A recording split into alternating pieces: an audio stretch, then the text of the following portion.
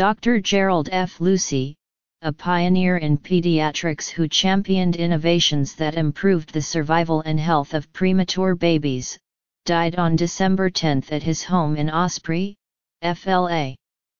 He was 91. His wife, Angela Lucey, said the cause was a stroke. He had spent most of his career at the University of Vermont College of Medicine in Burlington. Drive. Lucey spearheaded the introduction of new treatments for fragile newborns.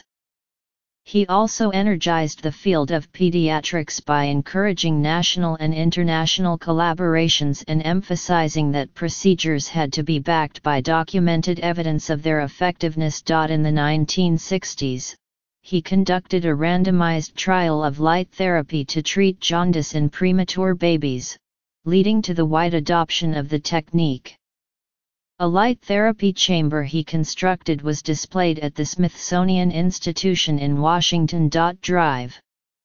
Lucey was also influential in the introduction of other important neonatal therapies, including using surfactant, which coats the air sacs, to help the struggling lungs of premature babies, cooling the brains of babies to prevent damage from asphyxiation, and monitoring babies' oxygen levels through the skin, rather than through blood drawn repeatedly from arteries. Drive. Lucey was also editor-in-chief of the journal Pediatrics for 35 years. He greatly expanded its circulation, creating editions in Brazil, India, China, and elsewhere, and began posting articles online early in the digital age, said Dr. Louis R. First, the current editor-in-chief. Drive. Lucey was the recipient of numerous medical awards and honors and was inducted into the Institute of Medicine of the National Academies of Sciences, Engineering, and Medicine. In 1980 he created an annual conference, Hot Topics in Neonatology, which highlighted controversial issues, emphasized rigorous research and encouraged vigorous debate. He had this amazing ability to spot the important next thing, said Dr. Jeffrey D. Horbar, Chief Executive and Scientific Officer of the Vermont-Oxford Network, another innovation of Dr. Lucey's. The network was founded in 1988 after Drive. Lucey had returned from a sabbatical in England, inspired to start a system under which hospitals in different locations could collaborate on randomized trials, share data, and learn to apply research results to their patients. Drive. Horbar said the Vermont-Oxford network now includes health professionals at more than 1,200 neonatal units around the world. Drive. First said, I don't think there's a pediatrician who doesn't realize that some aspect of their career is because of a contribution that Jerry Lucey made.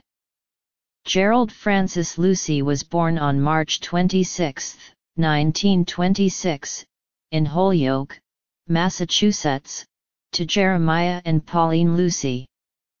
His mother was 17 at the time, his father, 18. Financially unstable, the family was repeatedly uprooted, moving from neighborhood to neighborhood. His father was a big gambler, Angela Lucey said. He would come home and say, I just lost the house, we have to move out. Or I just won a bowling alley. In an oral history interview for the American Academy of Pediatrics in 2002, Dr. Lucey said he was 6 when he decided he was going to be a physician. There were a bunch of little kids playing and somebody said, "Let's play doctor," he recalled. I said to the guy who proposed it, "What's doctor?" He said, "Oh, we all take our clothes off and the doctor examines us." I was a modest little guy, so I said, "Well, I will be the doctor." Jerold shifted in and out of private and public schools. At about 12, during a rocky period in his parents' marriage, while they were working for a bookstore, he went to live for a few years with an uncle, a leading general practitioner in Northampton, Mass. I loved the respect he got, Dr. Lucey said. He attended Dartmouth College and had spent 2 years in the Navy when he was admitted to New York University's medical school after at least a half-dozen other schools had rejected him. The summer before medical school, he joined a biological laboratory on Mount Desert Island, ME. One project there set the stage for his interest in babies. Researchers were confounded because the baby seals they were studying would not eat, apparently because they had been separated from their mothers while still nursing and were not yet able to swallow fish. Some of the seals died. But Dr. Lucey saved the others by putting fish in a blender and feeding the seals the liquefied result. He first worked with premature babies in medical school when a doctor studying urination in the infants needed an adult to drink the same amount of milk as the babies did. It's a piece of cake, I thought.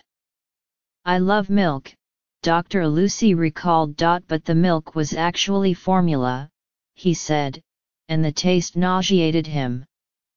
Still, he said, I thought what a whole new world these little tiny babies were. Everything is different about them.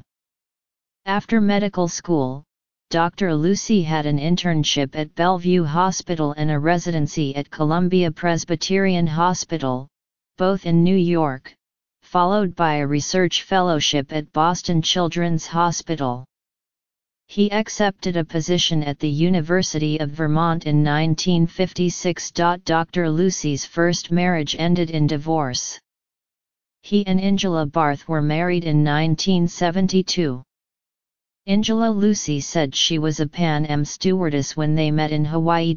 Besides her, he has survived 3 children from his first marriage, David, Colleen Lucey Montgomery and Kathy Lucey, a son, Patrick, from his second marriage, 4 grandchildren, and 3 great-grandchildren. Colleagues said Dr. Lucey had been a generous mentor.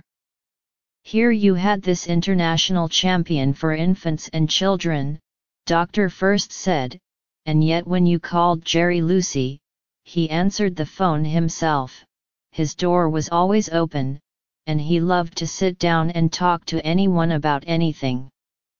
He would also take time for complete strangers, said Dr. Marshall L. Land Jr., a close friend and a professor at the University of Vermont College. 10 years ago, he said, Dr. Lucey tumbled down an escalator at John F. Kennedy Airport in New York.